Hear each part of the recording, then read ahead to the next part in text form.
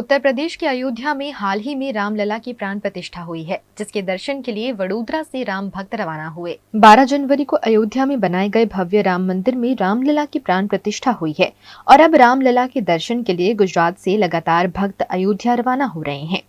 अयोध्या जाने के लिए खास आस्था ट्रेन चलाई जा रही है, जिसका वडोदरा शहर से प्रस्थान भारतीय जनता पार्टी के नेताओं की उपस्थिति में कराया गया। वडोदरा के प्लेटफॉर्म नंबर 6 से भाजपा नेताओं की उपस्थिति में राम भक्त अयोध्या के लिए रवाना हुए। इस विशेष आस्था ट्रेन में राम भक्तों के लिए स्पेशल सुविधा भी की गई है, जिसे भाजपा नेताओं की उपस्थिति में वडोदरा रेलवे स्टेशन से फ्लैग ऑफ कर रवाना कराया गया।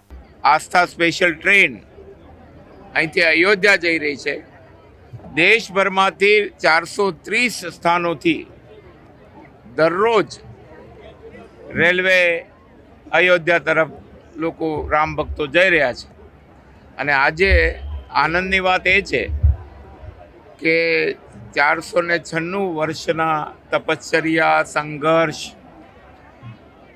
અને મર્યાદા પુરુષોત્તમ ભગવાન શ્રી રામનું જન્મસ્થાન ત્યાં પુનઃનિર્માણ થયું છે અને એ ભારતની આધ્યાત્મિક વિરાસત, સાંસ્કૃતિક વિરાસત, સ્વાભિમાન અને ભારતના ગૌરવને અનુરૂપ દેશના પ્રધાનમંત્રી આદરણીય મોદીજીના હસ્તે 22મી તારીખે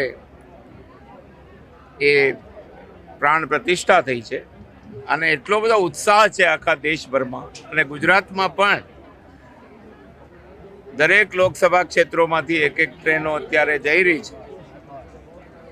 આ અઠવાડિયામાં જ બીજી 8-9 ટ્રેનો જુદા જુદા સ્ટેશનો પરથી જશે અને દર્શન કરશે અને ત્યાં આગળ સરસ વ્યવસ્થા છે ગુજરાતના લોકોને નિવાસ માટેની।